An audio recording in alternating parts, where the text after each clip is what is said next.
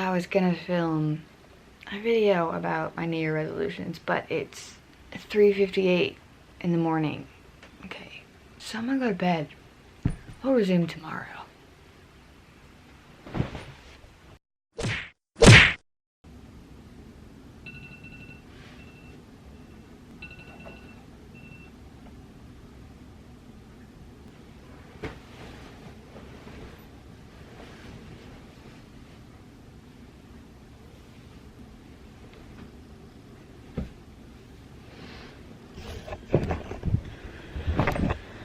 Good morning. I shouldn't say good morning because it's 12:20.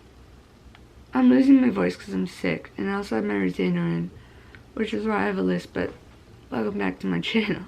I'm gonna brush my teeth and get up and function, and then we'll talk, because there's a lot of stuff to talk about today. Not really a lot, but 2020, so I'll see you soon.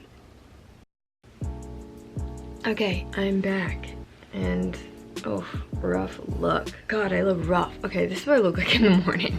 Oh God, okay. I originally was gonna make this video to talk about like my mental health because it has not been really good, but last night after I recorded, I actually booked a doctor's appointment and then an appointment to see a therapist. So, whoa, progress. We love progress. Also, I woke up this morning around like 9 a.m. because my doorbell was ringing and went to the door. It was security, and apparently like my next door neighbor, she's like an 80 or 90-year-old woman and she lives alone, and I never ever see her, but security knocked on our door and asked us if any of us had seen her because her sister was calling from Orlando and she hasn't heard from her in 3 days. So that's kind of concerning, but I guess we'll see. We've been trying to knock on the door as much as we can whenever we go out. I mean, it's only been like 3 hours since we found out, but like my roommates and I all talked about it, and I'm gonna knock before I leave today, see if I can get her, you know, attention. I don't know why she wouldn't be answering her sister. I don't know if anything bad happened because we can't get into the apartment. Well, obviously we can't, but security can't get into the apartment either, so that's happening. I just went back to sleep after that. About it. Yeah, like I said, I was gonna talk about my mental health, but I'm feeling much better today versus last night, so I don't really have much to talk about now. My plan was to talk about my New Year's resolutions as well. Should we do that? I feel like we should do that. I'll get up and fix my face so I don't look like this anymore, and then we can talk about them. Okay, back and dressed, and I have breakfast even though it's 1:30, 1:45, 2 p.m.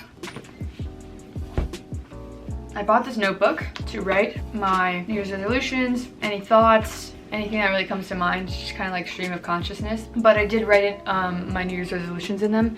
As you see, and as you saw from my last video, I got a haircut and I cannot put my hair in a bun correctly. It's just like wacky.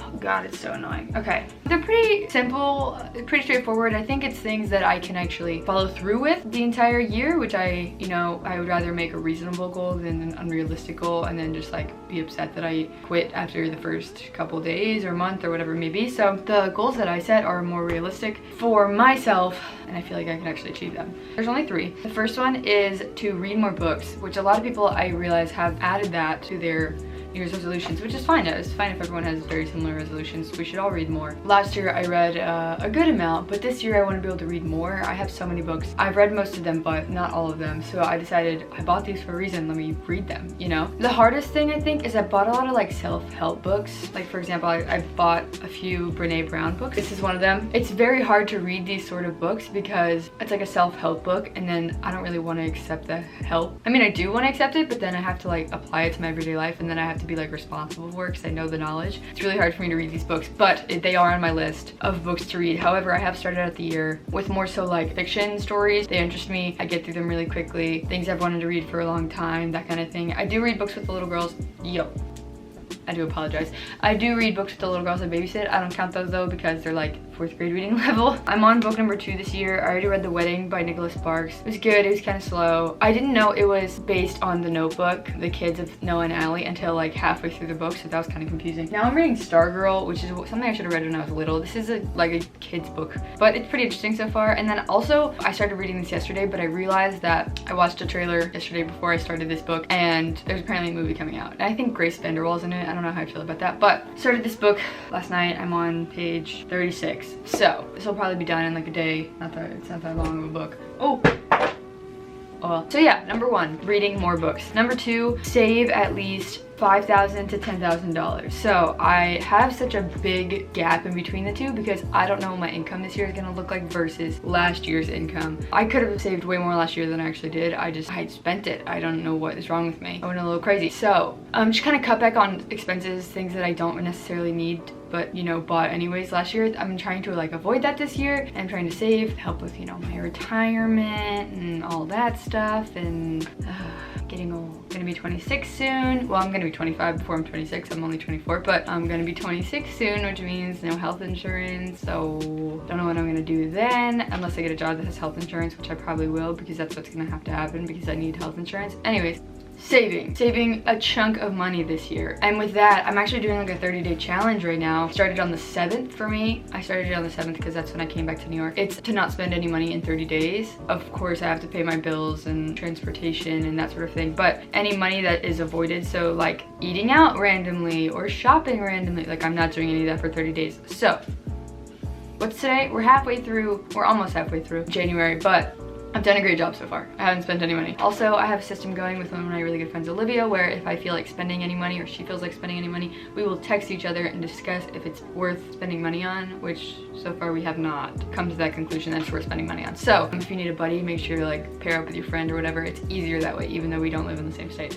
And then number 3 is I haven't really come to a conclusion yet on the number, but run a certain amount of miles this year. I say a certain amount because I did this New Year's resolution in high school. I did run 365 miles in a year, which doesn't seem that hard. It's a mile a day. However, I don't run every day here because there's not really any reason. I just don't want to. I mean, work gets in the way and I don't like running in the mornings. I mean, this is just me making excuses, but I don't run like I used to run. I used to run cross country every day after school, so it's kind of just like forced into my schedule. Here I run alone and it's freaking cold outside all the time, so I kind of don't do it as much. Obviously, if I set my goals to be 365 miles, it wouldn't really be realistic because I don't run a mile a day, and when I do run, I run maybe 2 or 3 miles. You know, if I run once a week, that means I have to run 7 miles in that run, and I'm not doing that. So I think a realistic goal would be between 100 and 150 miles or so. I haven't really decided on that. Yes, I know it's the middle of January, but I'll decide on that and then go on from there. But that is my 3rd resolution, is to run a certain amount of miles between 100 and 150, and I've already done,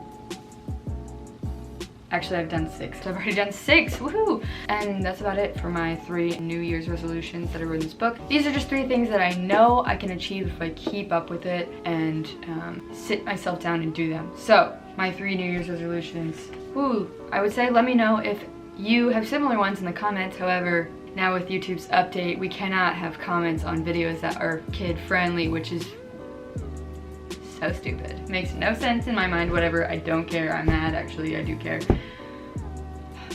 Also, LSU. I'm wearing this jersey today because LSU they are the national champions. I watched the game last night after so much struggle of trying to find it online. No one in New York cares.